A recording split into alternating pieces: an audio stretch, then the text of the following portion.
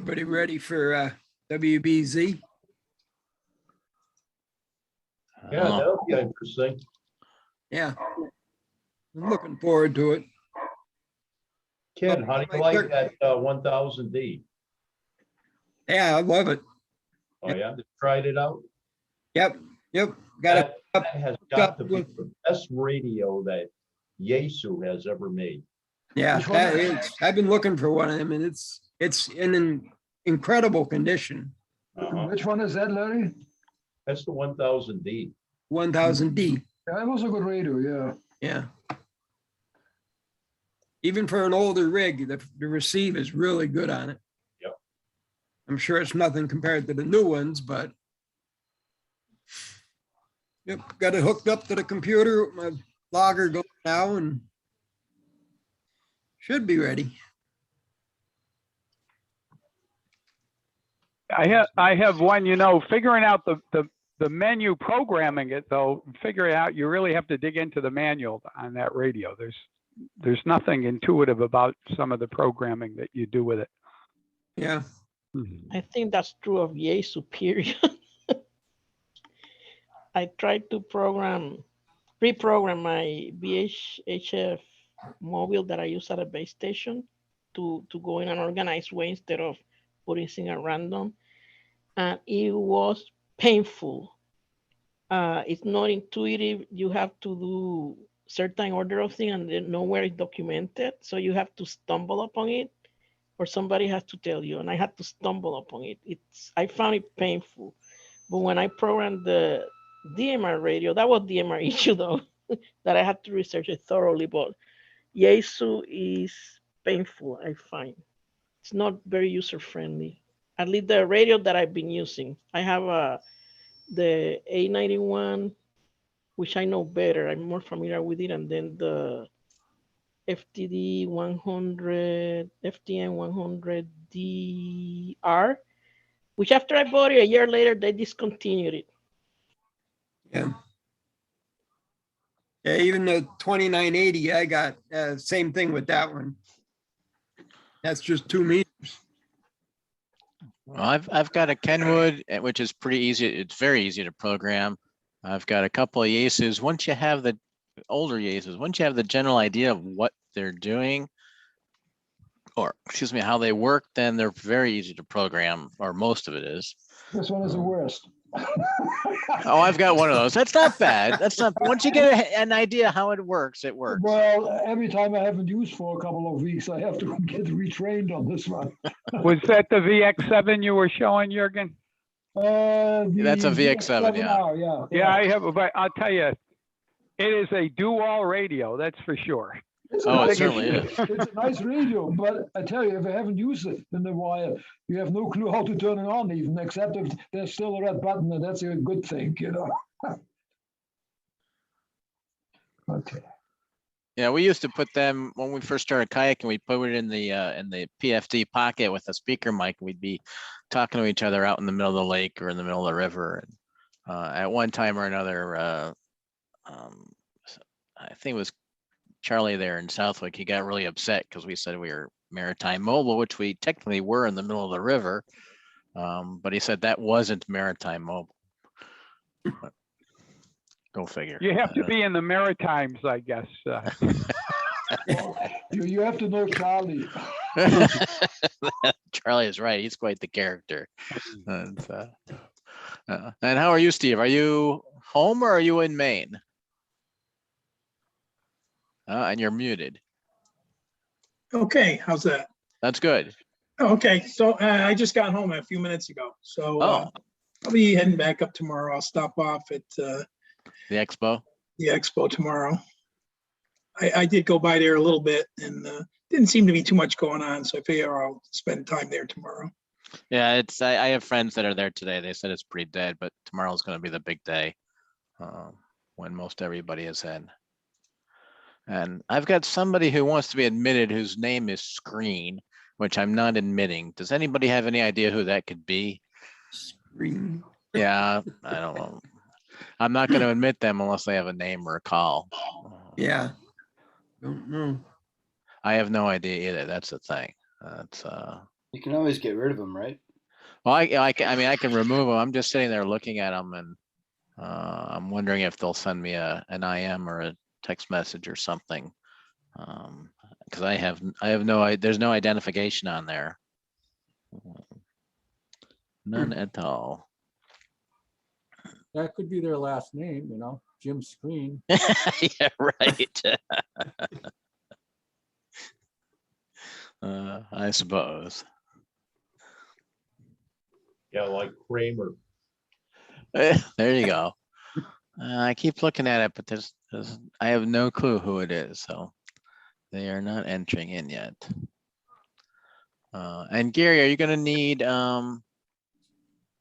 I can turn over access to the screen to you. Yeah, when you're ready, just let me know and I'll start. Okay, sounds good. So I put a poll up and I'm hoping more people will check in here, but I put a poll up. Gary and I are talking and we're just trying to get an idea as to who will attend the HCRA holiday party, and that's something we're going to talk about. And everything from there. But well, 7:30. Where is everybody? There's 17 people. I was expecting at least twice that tonight. Oh, yeah. But we'll see. We'll give it in a couple more minutes and see. So who's got a something on their shopping menu for tomorrow? Anybody shopping for something specific? My shopping's done for the year.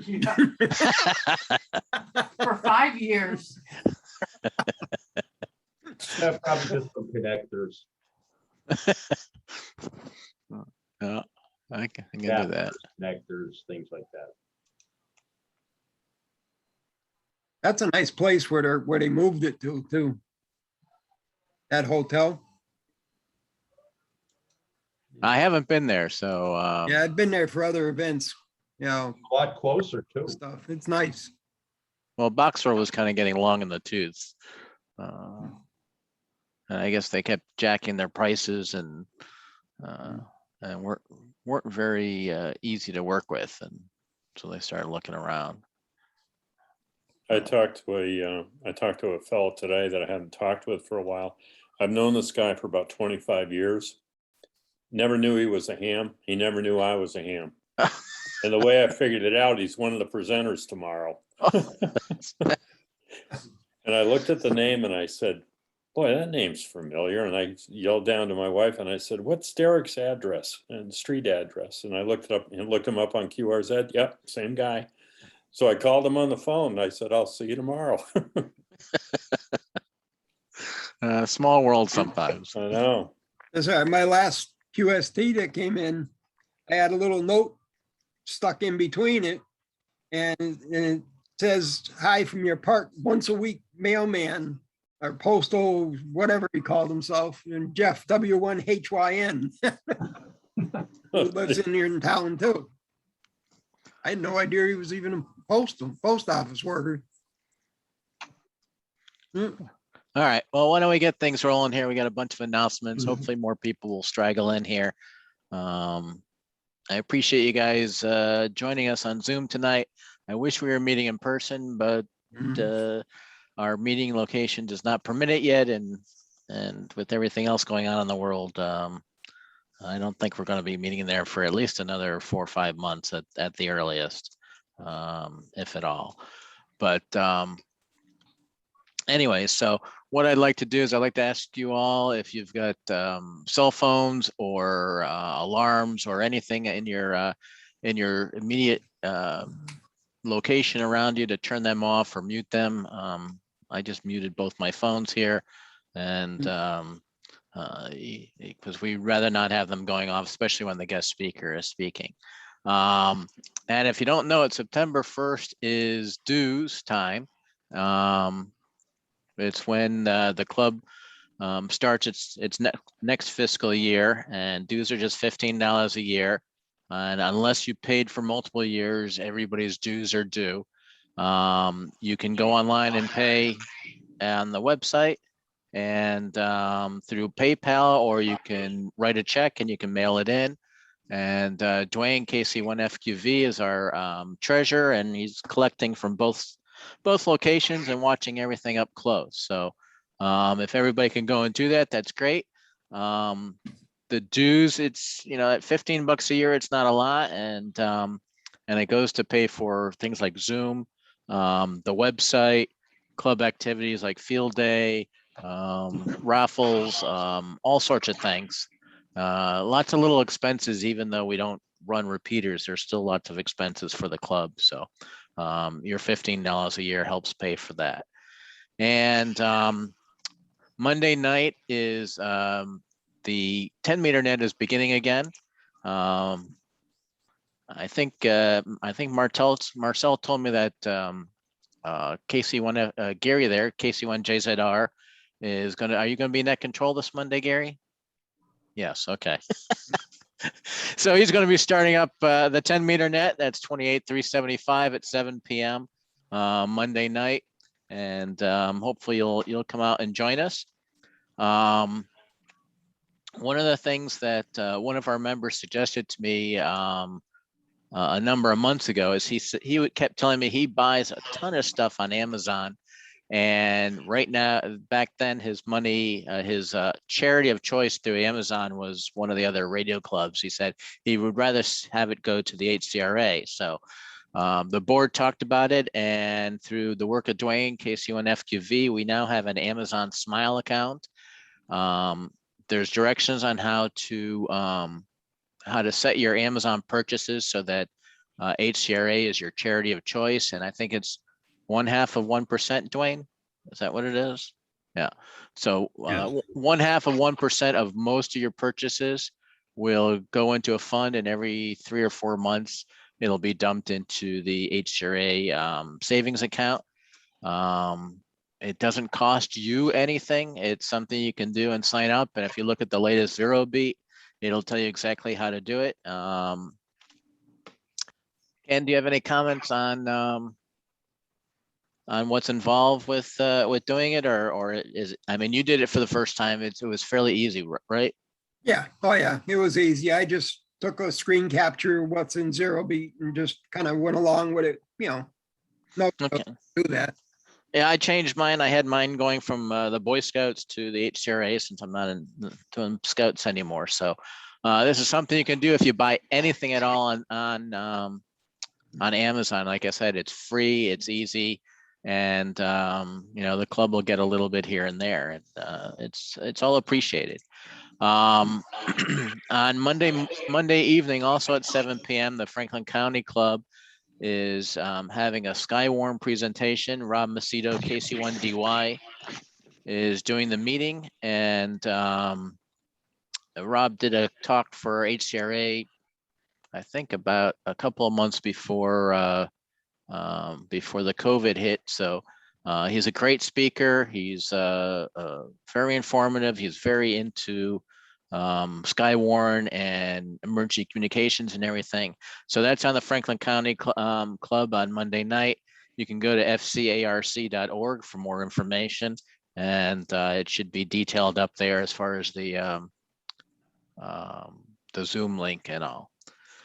Let's see here. Also with Franklin County, a week from Sunday, Hampden County is joining with Franklin County, and we're doing something called Picnics and Radios. We're doing burgers and dogs, and we're providing bottled water, and it's also potluck. And we're also going to be setting up, asking people to bring some portable radios and set up. It's going to be on Mount Sugarloaf in, I don't know if it's Sunderland or Deerfield. I think it's the Deerfield side of the river. Right up the top, we have the pavilion up there. That's enough room for 50 people. There's electric outlets up there. There's parking up top, supposedly for 50 cars.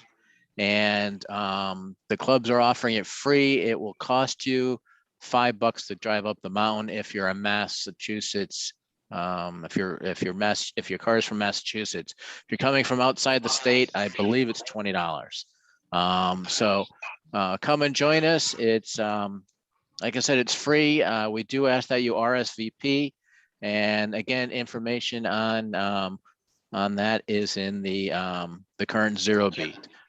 We do ask you to RSVP so we get enough food. Should be a lot of fun. It runs from 10:30 in the morning to 2:30 in the afternoon. And you can get on the air, you can chit chat, you can socialize. Fantastic views. It's going to be a lot of fun. So hopefully you'll join us for that. Let's see here. Oh, and bring a folding chair and bring some sort of a potluck food to share with everybody. Let's see here. Yeah, you want to RSVP to Brad at, and his email is brad@councilman.com. And his number is 773-0670. And come and join us. It's going to be a fun time. Even if the weather is somewhat inclement, we've got the pavilion to protect us. So that's something to do. And we do ask that if you're going to join us up there, you are vaccinated. We do not want anybody has not been vaccinated. Moving on, lots of things going on. The HCRA is going to be doing a holiday party again. December 6th, 6:30 p.m. at the Steaming Tender. We used to have a holiday party there for years and years, and we broke away at I think it was 3 years ago, and we're going back again. It's going to be $25 per person, and you're going to have a nice hearty meal. We're working on the final menu, but it's going to be really good. Their food is excellent, and their whiskey bread pudding is to die for. It's really, really good. We're going to have door prizes. We hope to have tickets on sale in October. Again, we're asking that that you do be vaccinated to join us. The Steaming Tenders in Palmer, it's an old railroad station. The place is really cool. It's really neat. It's and there are trains that do go by at times. And the food is excellent. So that's going on Monday night, December 6th. It starts at 6:30 p.m. and we hope you'll all join us. Let's see here. Tomorrow is the ham exposition, if you don't know about that. And that runs, it actually started today and it runs through Sunday. Tomorrow is going to be the big day, the most people and the most flea market vendors. There's some fantastic forums that are going on. If you go to hamexposition.org, you can see the forums that are going on. I think it's $18 a person to get in. A couple of us are, I know there's at least 4 of us that are going to the banquet tomorrow night. That's all sold out, but you can still go to the exposition, learn some things, buy some things, maybe sell some things, have a good time. It's going to be a fun time. This is the new Boxborough, and it's in a new location. So you can go to the exposition.org and get the location. It's about 70 miles from the Springfield area, right off of Route 90. It's very easy to get to. And moving on, next weekend is the WBZ 100th anniversary. We have a special event station. We've got 28 operators spread throughout Massachusetts and New England. We're using 4 call signs. WBZ used to be in Springfield, right off of Page Boulevard. And the first broadcast was from the Big E, if you can believe, 100 years ago. And eventually, after 10 years in Springfield, it moved to Boston too. So there was WBZA and WBZ. And in the early 60s, the WBZA in Springfield was shut down, and it became solely a Boston radio station. But we have 4 special event call signs: W1W, W1B, W1Z, and the Club Zone WB1Z. And they will be on the air the Friday the 17th from 9 a.m. through Sunday the 19th at 11:59 p.m. There's a special QSL card you could send away for. You can work one, you can work them all. It's going to be all bands, all modes, lots of operators, lots of fun. And so that's going on next weekend, and that's going to be a lot of fun. In the meantime, before I turn this over to Gary, does anybody have any questions or announcements or anything like to add to my list of stuff? Gary, you Okay. ready to do your thing? Larry, I have a question. Sure. Did we ask Mount Tom to join us for the holiday party? Mount Because we Tom have- has not been, I'll talk to you about that offline, but no, we're not inviting the board of Mount Tom. Let's put it that way. No, I mean, yeah, okay, They, I'll talk to you about it offline. okay. I'll tell you more, and all, but, Franklin County is invited to join us for the holiday party. Pretty much any ham can join us, but we like, Franklin County, Hampden County members. Our goal is to get 50 people, and it's gonna be a great time. So anyways, Gary, AA1UE is our speaker tonight. He's gonna speak on satellites, all you need to know about satellites. I picked up an Arrow antenna a year ago. It's sitting in my trunk. I have, other than assembling it and disassembling it and putting it back in the purple bag, that's as close as I got to satellites. He's been a ham for what, 50 years, Gary? And he's our satellite guru. He sets up at field day. He's got this big old dog that he learned how to talk on the radio. Anyways, turning over to Gary AA1UE, and I will share the screen with you, Gary. And All right, perfect. Let me Okay. capture one of my screens here, and let's see where we're at. I think you should be seeing, hopefully you're seeing something that other than me. Is that right? I don't know. What are you seeing right now? Are you seeing something that says the world in your pocket? That's it. yes, Or, all right, so that's good, because sometimes I can't see what you're seeing. So great. So I want to put things in a little bit of perspective first before getting into things. And Larry, you're right. I got my ticket when I was 14 years old. So, that makes me 35 now or something like that. But in any event, I mean, it really was a different time. And I know many of us remember that. I mean, you think about the 50s, and that's where I was born, in the 50s. So it was a time where we were in the middle of the Cold War. And in 1957, let me see if I could get the right screen here or so. The Russians launched the first satellite. And we all know that. So it's called Sputnik. Because we were all kids or not even born yet, we don't remember really how earth-shaking that was. Because the Russians had just stolen our nuclear secrets. They basically, Khrushchev was the prime minister, famously saying he will bury you. All of us remember, if we're kids, watching the eidetic image of Khrushchev banging his shoe on the UN assembly table, and when he gave a speech. And so there was this real fear that the Russians were going to launch some kind of nuclear weapon in a satellite and circle the Earth and be spying on the United States. And it really shook us up. I mean, more than other things. And so we did not launch a satellite, and that was in 1957. We didn't launch a satellite. We had tried. In Vanguard, the Vanguard rockets out of California had tried to launch them.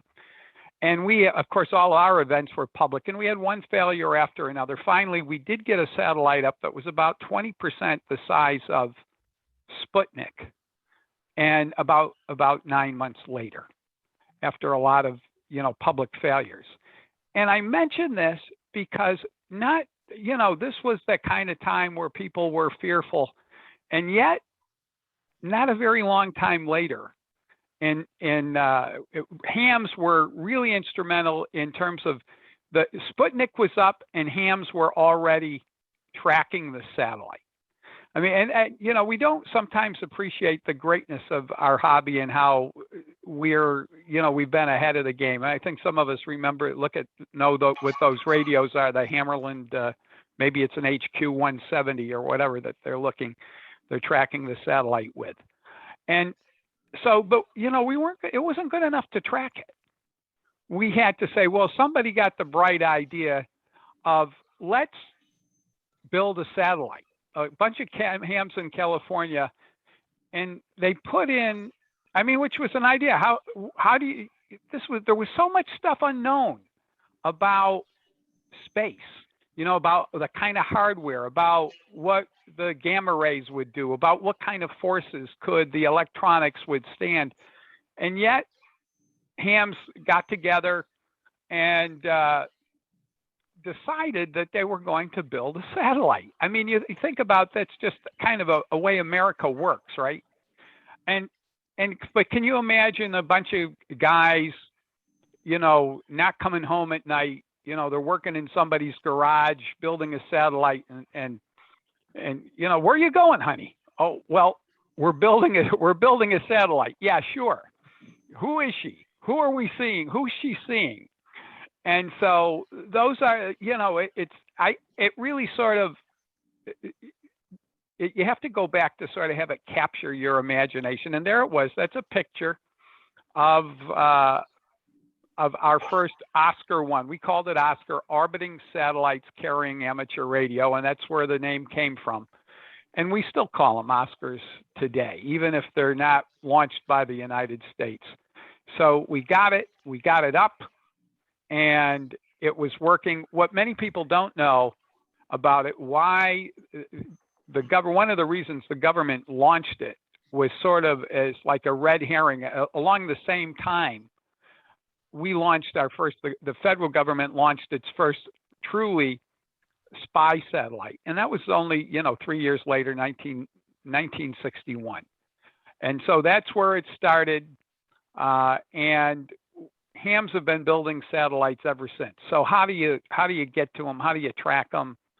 It's not much of a mystery. There's a lot of information out there, but let's get into some basics. There again is our first thing. Just 4 years after the first Sputnik was launched, we launched our own little Sputnik of our own. And there it's a mock-up of it. So the satellites that are up there today are low Earth orbit satellites, meaning that they're only about 300 miles high. And as a result of that, it's not like, for instance, when you have a communication satellite that we have, that sends you your Dish TV or your Sirius XM or your GPS signals. They're up about 20,000 miles or more above the Earth, and above a pole. And as a result, those high orbiting satellites, they appear to be stationary because they're orbiting really at the same rate that the Earth is. So, but with a LEO, low Earth orbit satellite, basically the Earth is turning this way, the satellite is going that way, and you have what's known as a footprint, which is really sort of the range that the satellite would cover. So there's a footprint, and obviously it changes as the Earth turns and as the satellite moves as well. So the low Earth orbit satellites, which are really the only things that are up there by ham radio right now. We had 2 attempts at launching a higher Earth orbit satellite.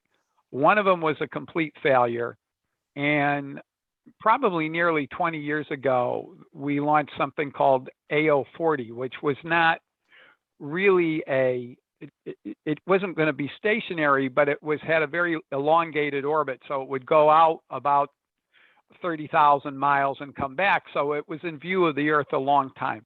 That failed. We don't know why it failed, but it failed in a couple of months after launch. And it's out of reach for private industry or for, like an organization like AMSAT or a college or a university to put something up like that today. So what's up there today are mostly, they're called CubeSats. They're small. When they call them CubeSats, they're about that big. And because of changes in technology, as many as like 30 of them get launched at one time. And occasionally there's up there one for colleges and universities and amateur radio and AMSAT will launch one, but it's getting expensive to launch them, even though the price is coming down as we launch these multiple satellites. But now it's not just the United States, China, Japan are putting these satellites up. And so how do you get to them and really how do you find them and what kind of equipment do you use? So the great thing is these satellites receive really, really, really well. They got great ears. So you don't need much. There's about 5 or 6 satellites up there that are capable, they're FM only, and it's just like a repeater with one, you're going up either on 144 and coming down on 435, or just the opposite. But most of the time, it's an FM satellite, you're in one space. Now the problem is it's like everybody trying to use a repeater at one time. And that's really part of the challenge. So the QSOs are short, very, very short. Should you get into one, you're just basically going to throw out your call and give your grid square. On the other hand, there's other kinds of satellites that are called linear transponders where you're going to be in sideband and you could have a conversation. You really cannot have a conversation on one of these FM satellites because there's so many people trying to get in and you're just going to exchange your grid square. But you can get in I've gotten in with as little as 2 watts. Your best opportunity, and I'll show you about tracking, but your best opportunity to get in is if you have what we call a north-south pass of the satellite. And I'll show you how you find that through tracking. With a north-south pass, they're coming over the poles. So the first geographic area they hit is Canada. And then you're next on the East Coast coming down. On the other hand, if they're coming from the south, what happens is that you've got Texas and Florida and all of the heavily populated East Coast cities, and all these hams are trying to get in at one time on the FM satellites. This is not a problem on the linear satellites that run sideband. But if you want to start, you want to get in with simple equipment, most people start with FM. And you need a dual band transceiver. Ideally, so what you're going to be transmitting on one band, you're going to then switch over to receive on the next, either very carefully, or you've got some kind of a dual band capability on it where you could simultaneously hear. Now, unfortunately, there's not many dual band radios out there, but the basic that are full duplex. But the basic equipment you would need with a simple to get in is a dual band handy talkie. It happens fast. So you're going to want to have a set of headphones usually, just because it's easy to get distracted, and a recorder. Whether you use your cell phone or some other tool, you're going to need to record it. Why? Because it happens so fast. You're probably not, if you make three contacts or 2 contacts, you'll forget the call, you'll forget the grid square. So what I would normally do is I'd have an interface cable, if I'm using that, and a little recorder, and I'll set up on a little table, like a card table or a TV table, and lay this stuff on there. You're also going to need a way to, and by the way, I'm pointing out a dual band, but you could also do this with any dual band FM radio. Here's sort of a picture of that I had taken at some point in the past where I'm using a cell phone to track the satellite and using a dual band, fully duplex radio. And I think that was on a garbage can or something that I set it up. So you need to track them in some way. You need headphones. You want to record, and the splitter is obviously so that you could record and talk at the same time. So these are the only true duplex. Full duplex is ideal, which means that you're able to hear your own voice coming back. With a traditional dual band radio that's not full duplex, you really don't know 100% if you got into the satellite because you can't hear your voice coming back. But now, unfortunately, they don't, these radios, which is the D7 and the DT872, they don't make them anymore. The new D74 is, which is, you know, outrageously expensive. It's not full duplex, but it has other bells and whistles on it. But these are still available, and I mean, they're recommended to make life easy unless you're running a full duplex mobile of some kind. If you could find one of these used at the Hamvention at a cheap price, and you're interested in satellites, either one of these radios would be ideal. There's also an ICOM, an older ICOM called the W32, which is a full duplex dual band radio. It's about 20 years old. You may not be able to find many of them around. They're pretty rare.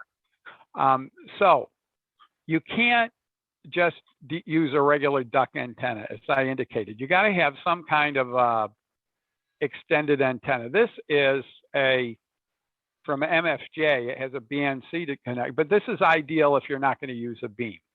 And I'm going to sort of demonstrate how you would do this in a little bit when I'm going to change the camera here in a moment.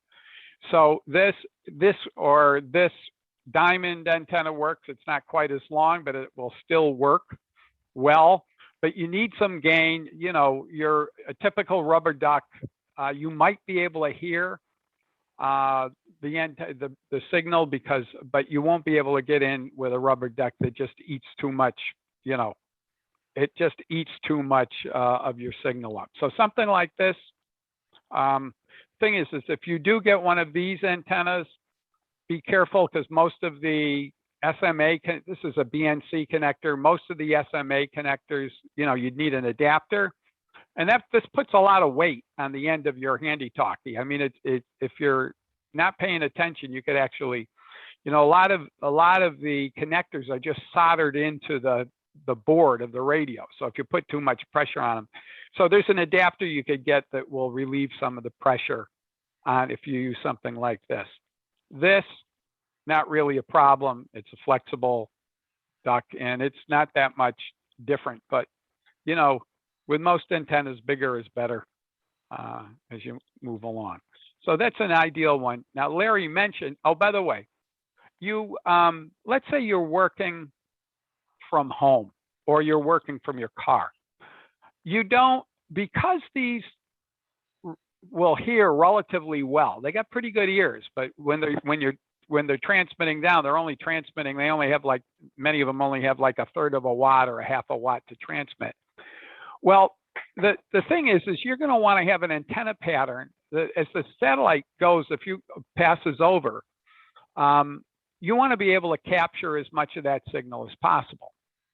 And if you have just a typical vertical antenna, and which many people try, whoops, I think we lost something here.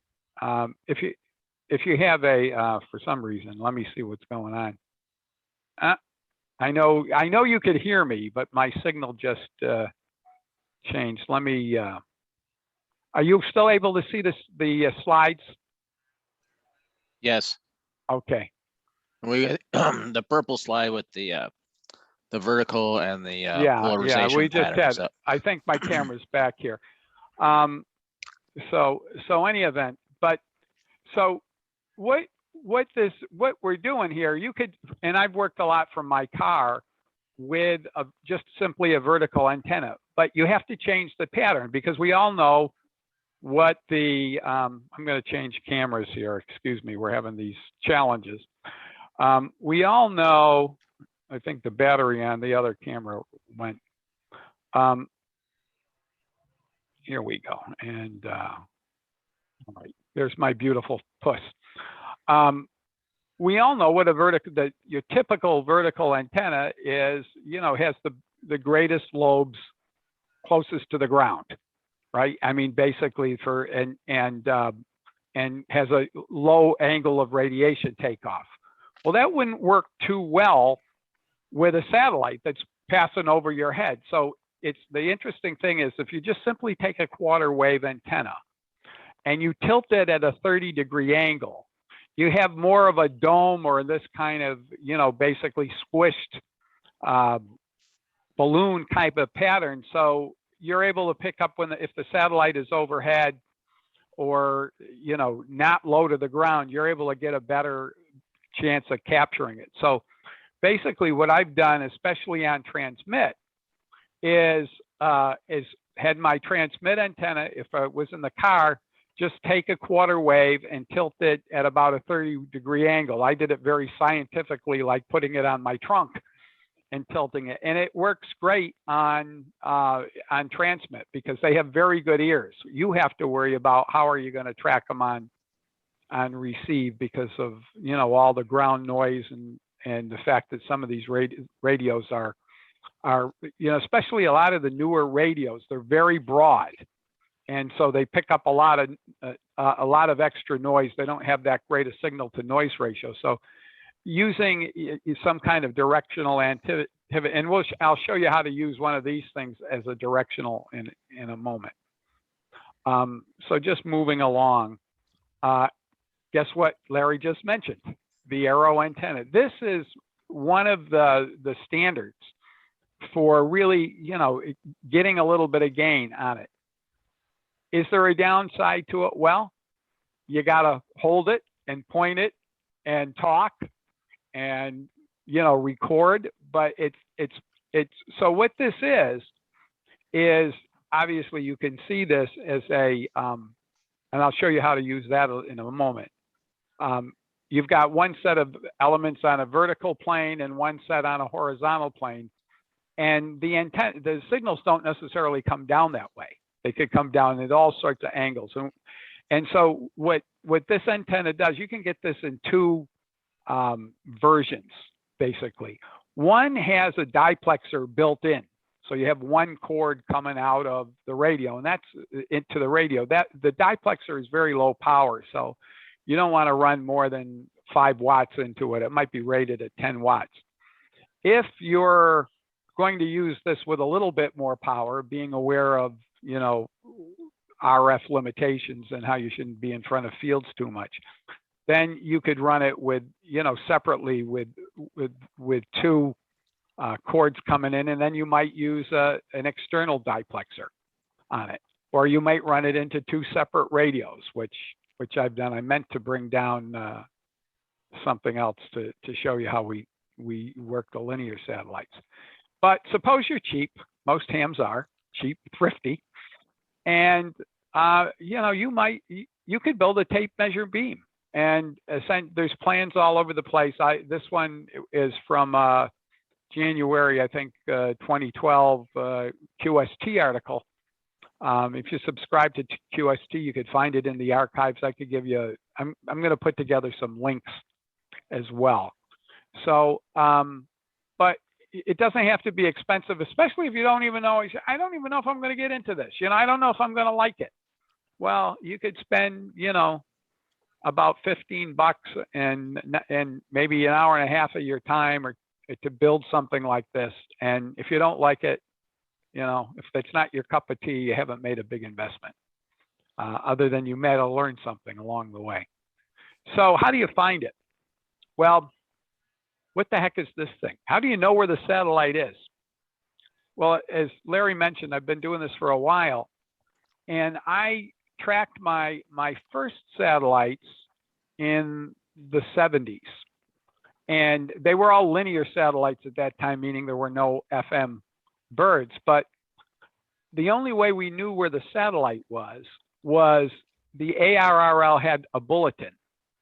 And every, twice a day they would have the bulletin, and they would mention the 2 satellites that were up at the time were, I think, AO10 and AO7. And I'm going to mention AO7 again. And they would say on the CW bulletins which cities that satellite was going to be over or near at what time of the day.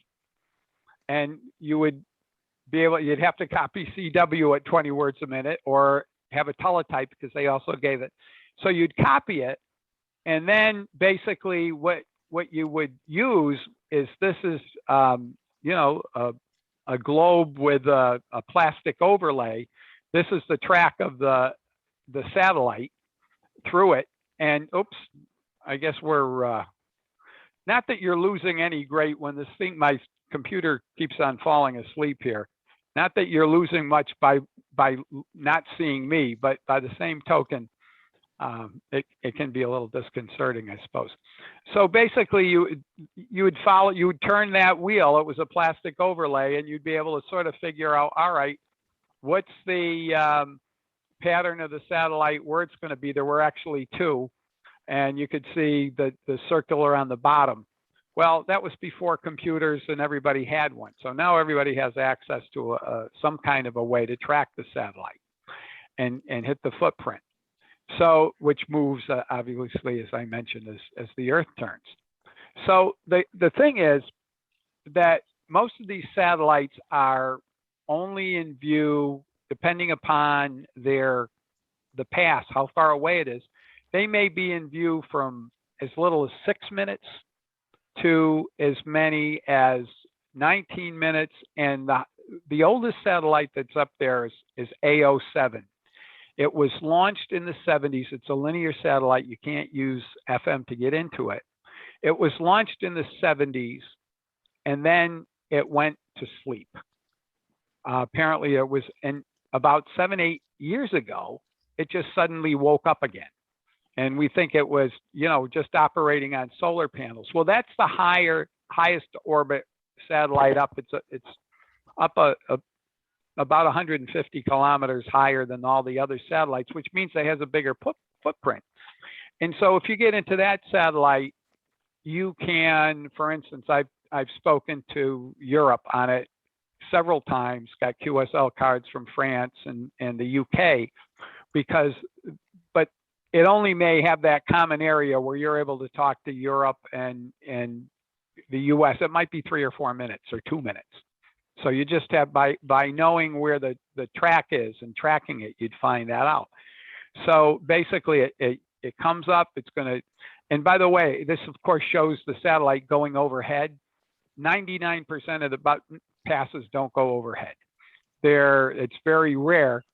So you might have a pass that's in the distance, and the highest it may get above the horizon to you may be 10 degrees or 15 degrees.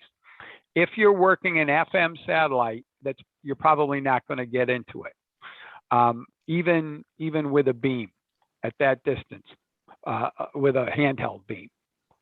When you see passes that are 30%, if you could see that they're about 30% above the horizon or more, then you got a pretty much 100% chance of getting in. But that 30% above the horizon is sort of a key thing. Why? Because, hey, there's trees, there's buildings in the way, and you want to have some kind of a clear shot to the satellite because all of these things kind of suppress it. So, and I'm going to demonstrate this. You don't want to hold your antenna vertically. If you're holding your antenna like that, you want to try to use it like pretend it was a beam as you track the satellite coming over. And what most of us would do if you're doing this as a handheld way is to use it as a cell phone. Now, one of the things, you have a cell phone tracking program, and I'm going to show you a couple of them in a moment. One of the interesting characteristics is the fact that, and if the audio is on, you may be able to hear that, maybe not. But one of the interesting characteristics of this is that the frequency appears to change as the satellite changes. So if you're dealing with a handy-talkie, you have to have, ideally, you're going to have one with a five programmable steps. Now we're not even getting any picture, but hey, we'll see what we can do on it.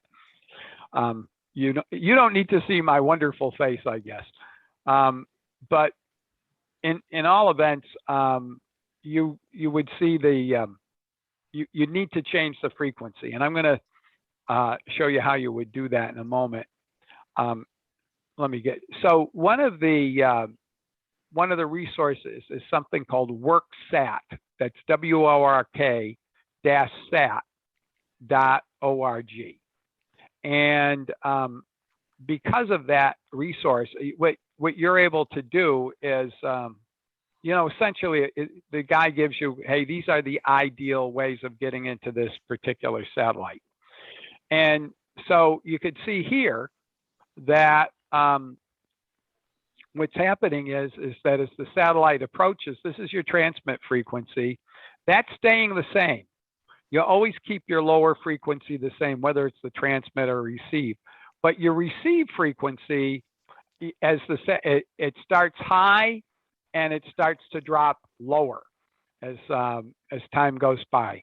And actually, I had a blow up of this, but it's a bigger one that's not showing up right now. So if you haven't, but I'm going to put together a set of resources that we could either put on the website or as a link or send out in some way for anybody that's interested.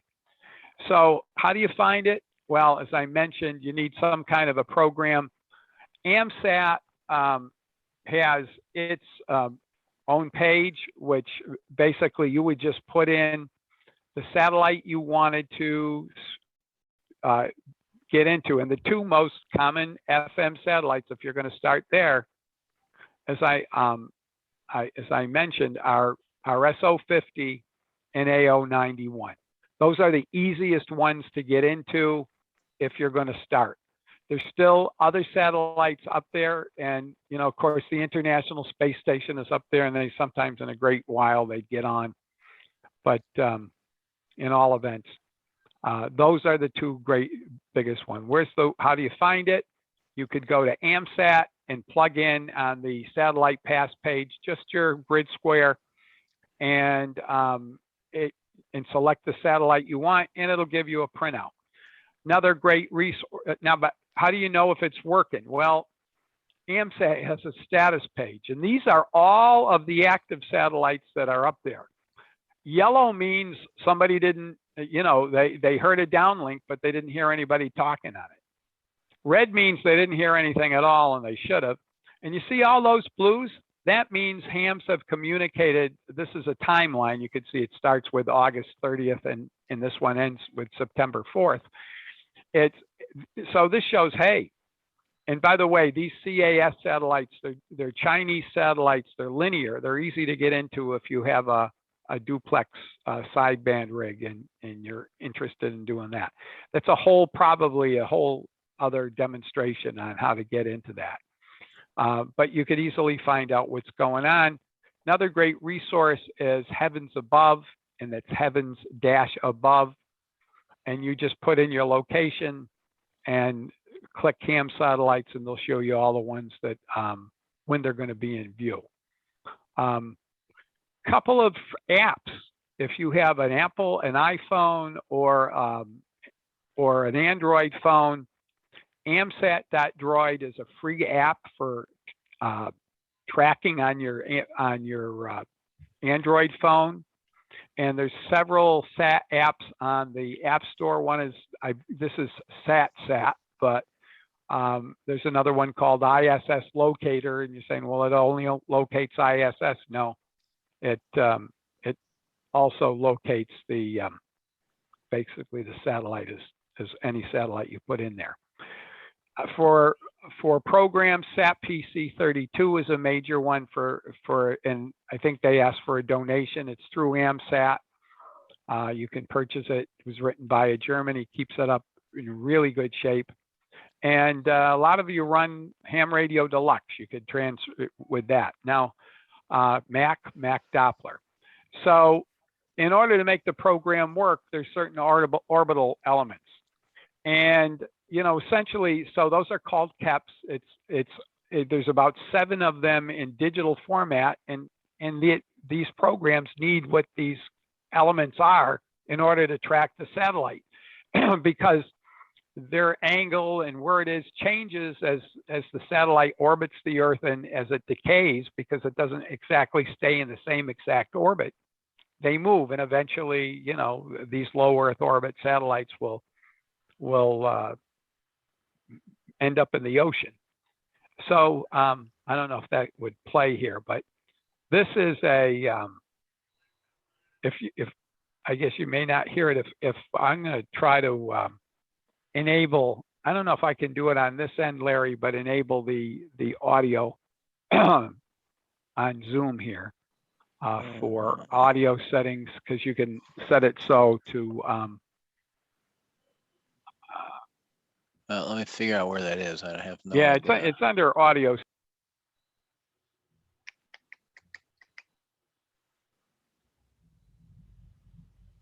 I do not know.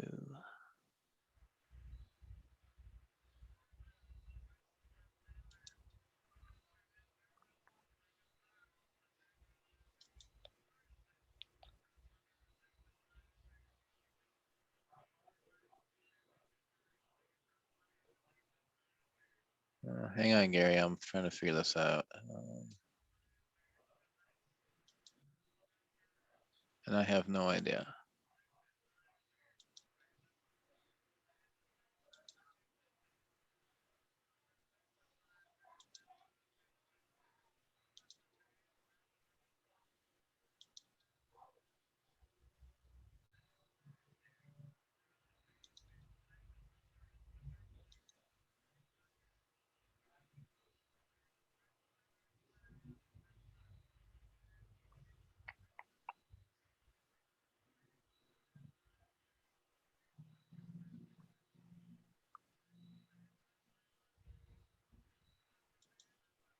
Do you have your audio, your speaker muted on that, Gary? So I don't see anything here that allows me to control it. One more time.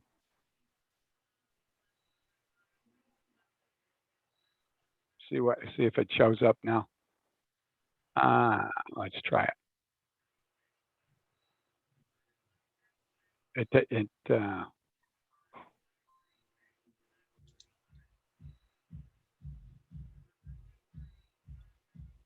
Sorry. All right, so that's not coming through. I'm hearing it on this, and probably the headset isn't picking it up.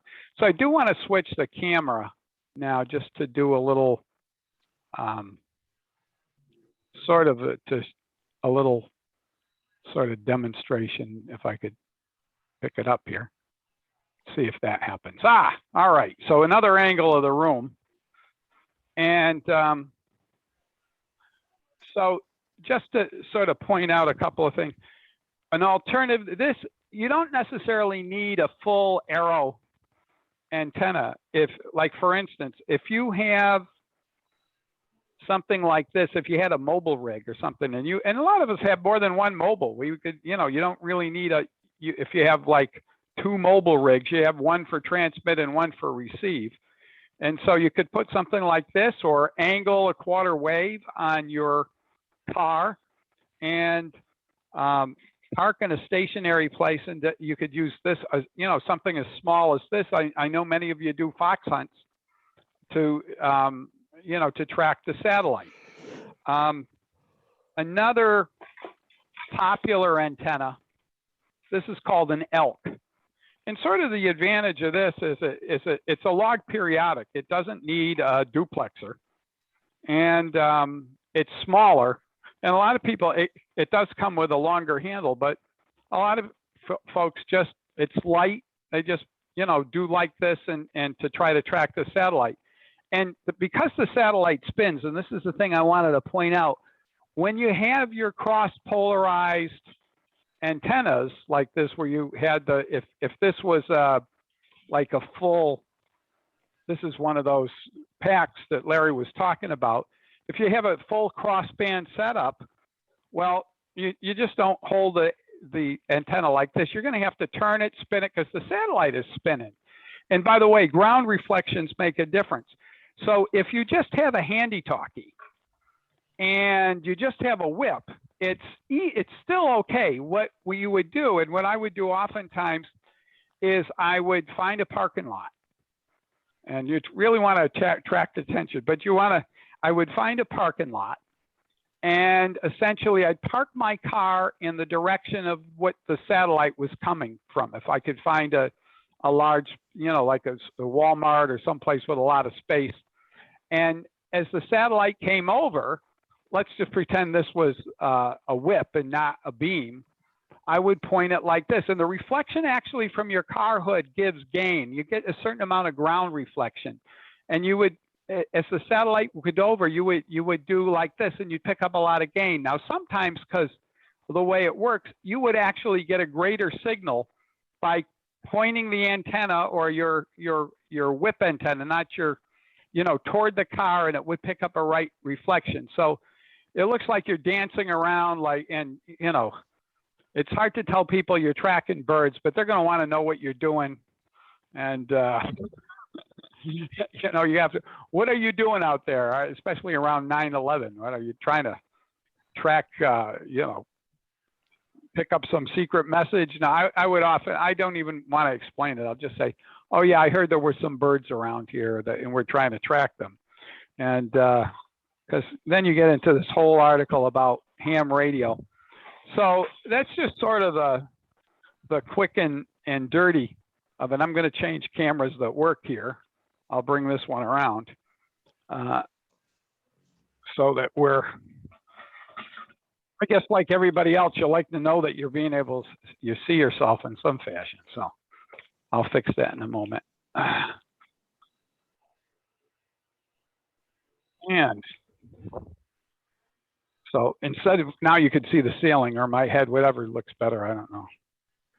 So that's a quick, so I'll just open it up for questions, and I guess we could stop that share too at this point. And so whatever, I don't know where we went to, someplace, I guess. Everything moves, All right, here we go. We're still around. So in any event, you got any questions or anything like that? I know this was a,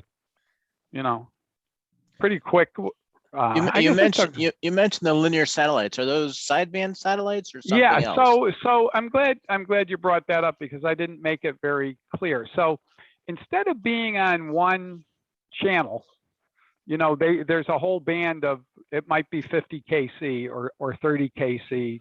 Some of them are 25. But so you could get in on those on CW.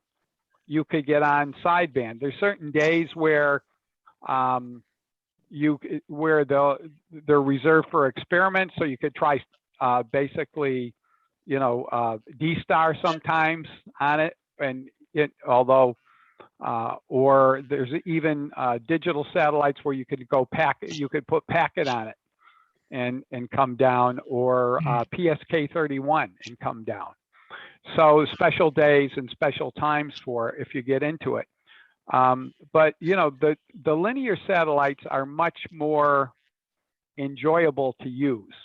And the main reason is there's not as many people on. You have a spectrum. So you're not trying to get into one place. There's more of them, meaning that there's right now, because the Chinese have launched a number of them. There's about 8 or 9 linear satellites up there. And there's sometimes where you call in and there's only one person on them, and you have the whole, you might have a 10-minute conversation. So it's more like normal ham radio and rag chewing than with an FM satellite. All you're doing, because there's so many people trying to get in and you're trying to respect everyone's time, you just say, this is W1DBY or W1AST, FN32 QSL, and they say yes, and that's the contact. It's like verbal FT8, and so, but why do people do it? Because like a lot of other folks, many people collect grid squares, meaning, and so you can get an award for talking to people in 100 different grid squares. And which, for those of you that are not familiar with that, a Maidenhead square it's a way of dividing up the Earth. It's a 60 by 60, mile roughly square. We're in FN32, which is what in you notice that Hartford down there with you couldn't hear it, but he was in FN34. So you can get a grid square map, and there's some grid squares that are really rare, like even in Massachusetts, like Dukes County, or 90% of it might be in the water. And so a lot of guys go out and do that. Or, you know, like any other square, there's a place where all squares meet. And so somebody might be on the corner of 4 grid squares. And especially if they're out in Wyoming or someplace where there's not much of a population. And so they could give out 4 at one time. There's a Russian captain or crew member that's on Maritime Mobile, and unlike you, Larry, and and you know, he's sought after because, you know, you're going to get grid squares in the middle of nowhere where that Russian trawler or that Russian whatever the Russians are doing on that are. So that's what that. But the linear satellites are really what you would aspire to. You still need full duplex. You need to hear yourself coming down. So what I've used, you know, in the past was like 2 FT817s, one for up and one for down, but you don't need one. You just need to be able to receive the downlink. For instance, I've got an old AOR handheld scanner that has sideband on it. I have a TH6 Kenwood that has sideband receive, doesn't transmit on sideband, but it receives on sideband. So you can go up and you could use that, you know, as a receiver. Another tool I guess you can use is what really started to create a lot more enjoyment for me was when SDRs came out, and I got, you know, one of these cheap Flex QRP SDRs, and I put a converter on it. And for the first time, you could actually see, oh, my signal is making it up there, because you could see your you could see your signal pattern, and you could also use it. So you could, you know, now buy, I've used those little $20 dongles to receive, and you could use them with your cell phone. There's cell phone integrations with them so that you could basically use a cell phone or a small tablet. Like this was the one where the battery kept on going on it. I was using it, just a little tablet, you know, but it's a good tool. Somehow the camera was crapping out. So those are some. Anybody else have any questions or thoughts? Yeah, a couple Gary, is there a power limitation? That's a great question. There's, you know, like a lot of gentlemen, you're supposed to use the minimum power to get in. Because they hear really, really well, you don't need a lot of power to get in. But let's say you're just running let's say you're trying to get on the uplink and you're just running a vertical antenna on your car. Well, you could use, like, because you know, and you're not trying to track it, it's just sitting there on top of your car. I mean, Mike in West Springfield, who gets on the set, he's just got a vertical, he uses like a one of the ICOMs, like the 5100. He just bought a 9700, and he's just got a vertical antenna, but he's running about 50, 60 watts. You wouldn't do that with a beam, because you'd be hogging the power. The satellite has a limited power budget, and if somebody's using a lot of power, the way it responds, it uses a lot of power to return. And especially on a linear satellite, you're trying to spread out. If it's running a half a watt and you've got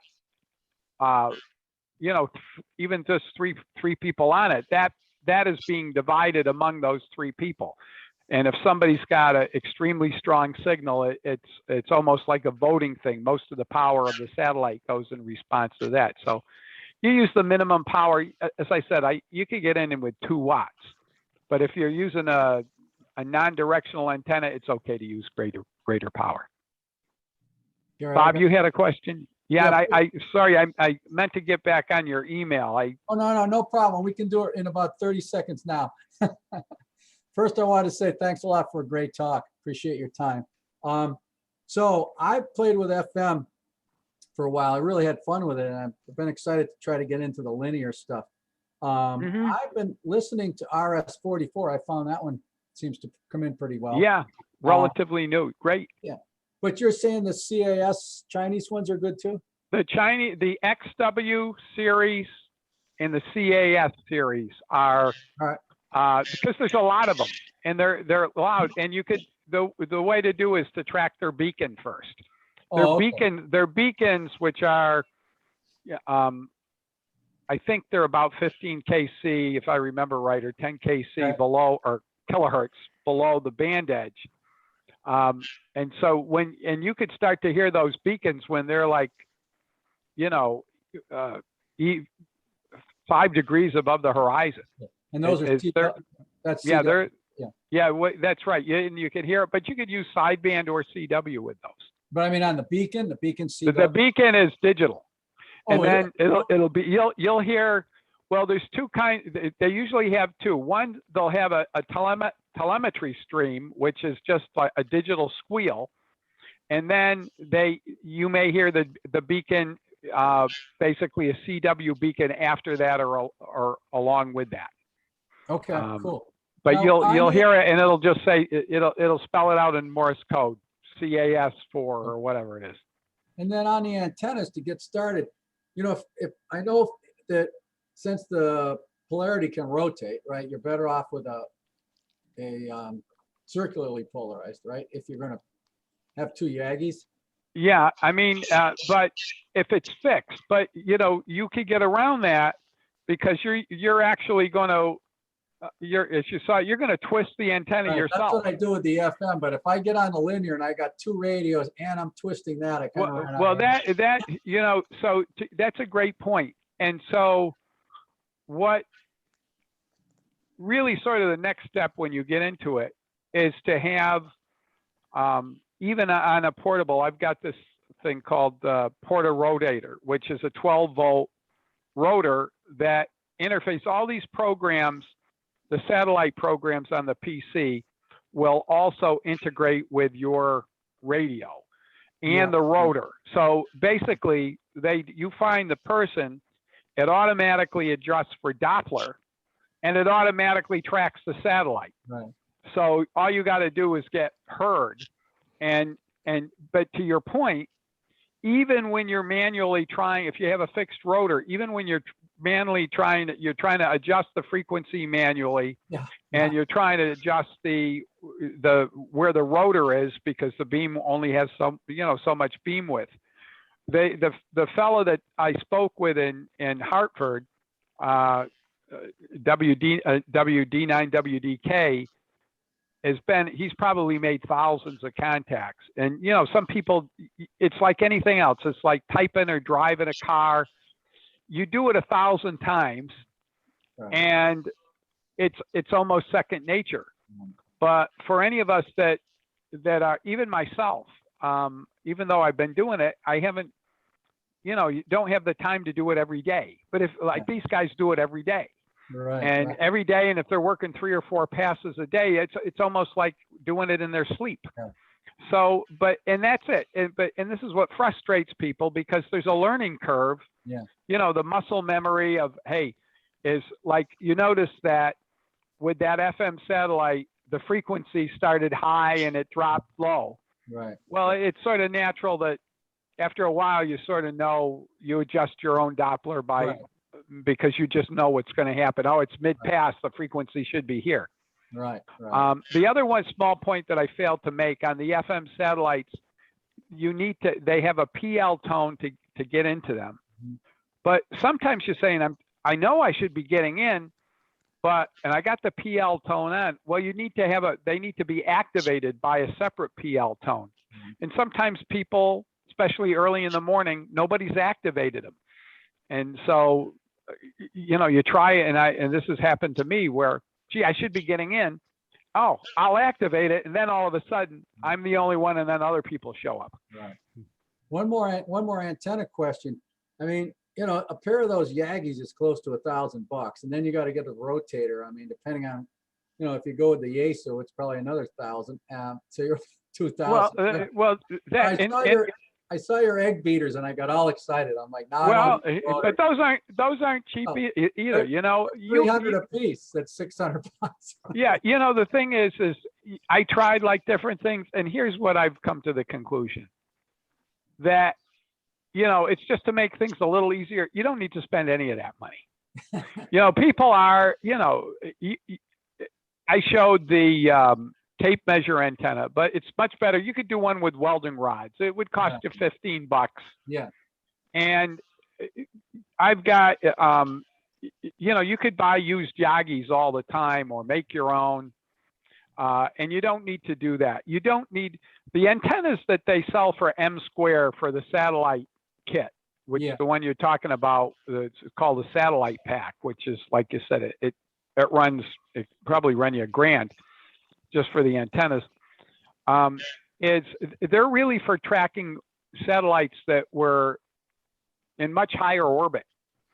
And these lower orbit satellites, you don't need that. You could just, I mean, basically, as I showed you, I had like this little 2-element beam that you know, and handheld. So simple is better, less things to go wrong. And so you don't need the, you know, the 6,500 Yaesu rotor. It's like everything else. It's like ham radio. You could spend as much as you want, but you don't necessarily get twice as much pleasure by spending twice as much. Could you use 2 quarter waves for a linear satellite? Like verticals, you said put it on an angle? Sure. It would work, yeah? Absolutely. It'd work. I mean, basically, you're going to have certain things where, as I mentioned, Mike, is it LZF in West Springfield? You know, Mike, he shows up. He shows up once in a while. He just has vertical on a shed. Oh, all right, I'm gonna try. You know, yeah, he's got a vertical on a shed, and he was running the 5100, which I think the maximum power is like 50 watts, but it's full duplex. Yeah. And then now he's got a 9700, which is the, you know, the deluxe sort of satellite rig that's out there. All right, But so you could use verticals. You don't need it, you know? I'll I give it a mean, try. yeah, I don't, you know, the thing is I hear guys talk when I'm on, when I rarely listen to the repeater and I hear so-called experts and I don't butt in, say you need all this stuff. Yeah. You don't, you know, I mean, you get pleasure out of, and even sometimes the thrill is bigger when you use simpler equipment, you know, because you see that the really expensive rigs that people, you know, bring with all the, you know, the fancy rotors and all of that. Well, that's great, but you don't need it. But I had a lot of fun with the FM satellites with just a handheld arrow and a $20 ball fang 5 watts. And But you know, that is a great point. And I should have mentioned that, you know, to try to get full duplex, I've used 2 Bowfangs. Oh yeah, yeah. One up, but you've got to adjust it because they're so broad that you could get descents. So what you could do is you could set them to eliminate all the extra bands that they have on there. Yeah. But you could use 2 $30 radios. I've done it before. And so you don't need a lot. I'm motivated now. I'm going to try it. Well, I'm glad we did something. Any other, I don't want to tie things up, but anybody have any other questions? Yeah. Yeah, Larry? Yeah. I was out with you during field day early in the morning, and you made a contact, probably around 4:30. I'm about Yeah. somewhere around there. Yeah. And you were wearing the headphones, so I didn't hear the station. How loud was he? And how much power were you running out of the 9700? I was running 50 watts because I was running the egg beater, but I was also on battery, so I might have been a little bit less because I didn't want to use up. If you'll remember, I forgot my power supply, and so I had you know, a couple of those nice lithium ions that you cannot buy those bio-NO lipos without waiting 3 weeks anymore to get them. They're like rare right now. But it was probably 50 watts, I'm thinking, that I was running. But it was, again, into an omnidirectional antenna. you know, I those think egg that's beater okay. antennas, it seemed to be pretty, they grabbed that signal, and you didn't have to really do anything manually or have a rotor system to track it. From your own home, setting those egg beater antennas up, how did they work? Very good? Well, I got them in the attic, and in the attic, I have 2 egg beaters. You need a preamp, you know, if you're going to have any length of coax, you need a preamp with them. So I didn't have preamps on them because we were running 20 feet of coax, right? Right. 20 feet of LNR at the field day. So I didn't have them. The last time the last field day, I didn't make a contact, and I found out afterwards that my preamp had blown, you know, and it was, and so, not the last, but the one before the last one of the ones. And, but so I've said, keep it simple. So if you're going to use the egg beaters, but I also in the attic, I have, the full 9 yards with the 6500 LAS rotor, and I've got what's known as an Alaskan arrow for one end, and actually 2 Alaskan and a regular arrow on it. So I got 2 arrow antennas up there on a rotor that's computer controlled. And so basically in the attic, and we live in an old house, my attic is probably 14 feet high. Oh, So there's a lot of, it's a lot of, having said that, I have seen, again, one of the other tricks that there is, because of most of the passes are not overhead passes, people would just take a conventional Alliance rotor, you know, one you can buy, or Channel Master, put your antenna, your beam antenna at approximately a 30-degree angle. And, you know, especially a short beam has got a pretty big bandwidth. And that's good enough without all of the, and so I've seen pictures where people have done it in a small ranch where the attic, you know, above the ranch, it might be 4 feet. And they've got a short, like one of those elk antennas just pointed up there on a cheap rotor.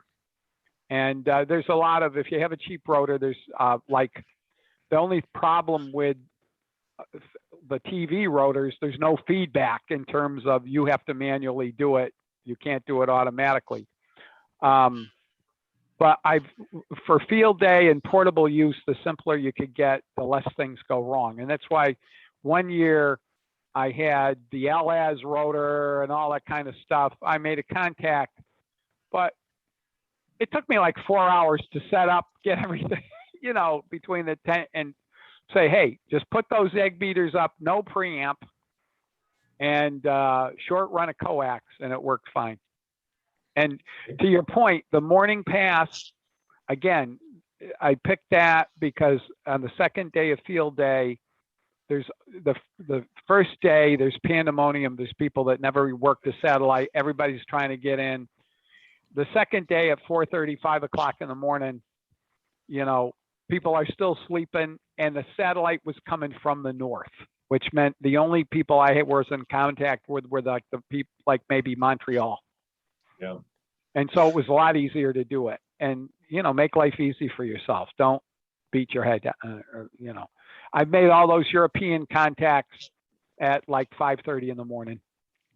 The ones that I've made. Gary, Jürgen, if somebody go ahead. wants to reach you, what's the best email address if they have any questions for you? And it's AA1UE at ARRL.net or AMSAT.org. But I probably only, as you know, Larry, I probably only check that email once every 3 or 4 days. And so, and then of course you got all the spam in between. So you try to search for people that might talk to you. So, but that's the best one. I mean, the one I check all the time is my business email. It's Gary@wealthtechnology.com. Right, right. In fact, one of the reasons I'm not going to the expo is I'm giving a webinar tomorrow morning to a bunch of clients. So All right, we well, do it awesome. every Sunday, you know. So thank you. Thanks for giving us the opportunity to to present, and maybe sometime we'll do a real linear satellite presentation outside. And the reason why I had the tracking program up, there just happened to be no satellites that were going to have a decent pass during the meeting, because one of my thoughts was to try to show what it looked like anyway, or at least to hear it, but no, Well, no excellent. such luck. Excellent. All Well, right, well, thank you. for thank you giving very me the much. And opportunity. hopefully some of our crew here will be getting on satellite in the next couple of weeks, couple of months. We'll see. Well, You never again, know. if anybody needs, I'm usually available at least on a Sunday, because a lot of times I work Saturday, so maybe we can all go out and do something someday soon. Cool. That'd be great. That'd be great. All right. Excellent. Very good. So if you have any questions for Gary, that's AA1UE at arrl.net or at amsat.org. And great presentation tonight, Gary. Thank you very much. Well, thank you for giving me the opportunity. You have a question, Jürgen? No. Oh, okay. I thought I heard. Okay. Moving on, we'll close this down. Hopefully you guys have been reading Zero Beat. Ken KD1KU is doing an amazing job with Zero Beat. The information and the way it's presented and the amount of information is really amazing. It's one of the largest newsletters in New England. And if you missed it, you can go to hcra.org and go to Zero Beat, download it and read it through. It's worth your time. And there's some great things there. And every month he comes up with even better stuff. And if you want to contribute something, you can reach Ken at, what's your email, Ken? Yep. KD1KU@yahoo.com. Okay, that's good. So if you have anything you want to contribute to an article or some ideas or even an interesting site or items for sale, contact Ken and he'll get it published in Zero Beat. He also does a lot of our publishing on the HCRA email list and the Facebook page. And we appreciate all your work there, Ken. Doing a great job. Also, for those of you that don't know, we started up with the Fox boxes again. Ken hid Foxbox 1, and I know he just pulled it in for recharging, and I hid Foxbox 2. Foxbox 2 is the newer one. We've got a Yaesu HT, and I was talking to Rod N1RUU the other day, and Foxbox 1 has a range of about 1.5 miles, and he was keying Foxbox 2 about 5.5, 6 miles away. So that Yaesu is doing a great job in Foxbox 2. It's only transmitting a watt or two. It is still out there and hidden. And the clue really is you can key it from inside Longmeadow. You can key it from Menfield, you can key it from Agawam and in Springfield. So if you feel like going out hunting, it's 147.55 simplex, and the PL tone is 151.3. And then when you think you're close enough, or when you want to, key your microphone and hit the number 1 key for a half a second or a second. And if you hear some sing songs and then a CWID, that is the Foxbox. They both have a different sing-songy. They both identify slightly different, and they both ID as WB1Z in CW. So if you can't copy CW, you may not know which one you're keying, but but if you can pick it up, and one will identify as Foxbox 1 and one will identify as Foxbox 2. It's a lot of fun. It's Foxbox 2 is drive up and walk up.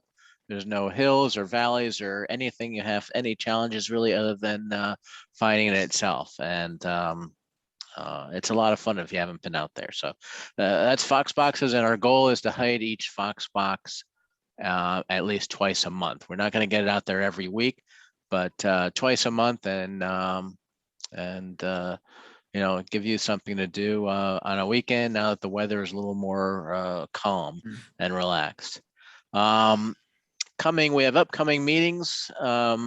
Fred Kemmerer, AB1OC, is the guest speaker for October. I think that's October 1st.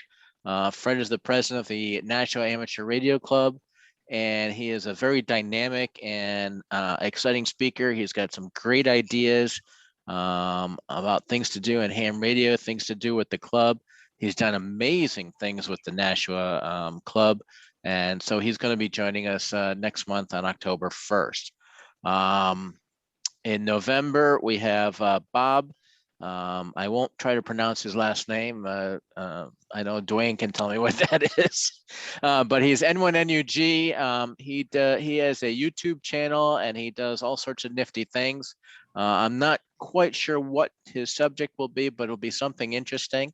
He's a local YouTube celebrity, and so he'll be joining us in November. December, we've got the holiday party. And then for the rest of the year, you can consult to Zero Beat. We've got meetings planned. I think we've only got one meeting next year through June that we haven't planned yet, and we're working on that. And a big thanks to Gary AA1UE for planning the meetings. We're ramping up, and they're going to be great and have a lot of fun.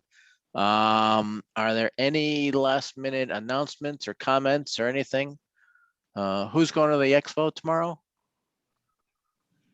Cool. Okay. Well, we'll see you guys there. Can't miss me. I have the orange backpack on. Come over and say hi.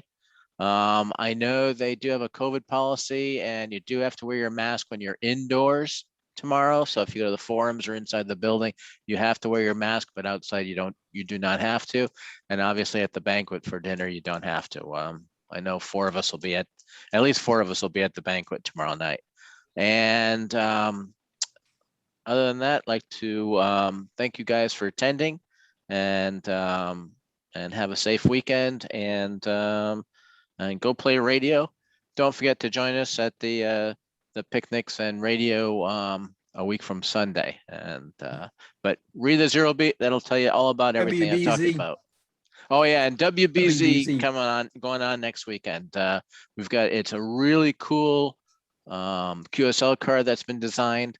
And, whether you work one station or you work all four stations and send in a QSL with an SASC. Go ahead, Ken.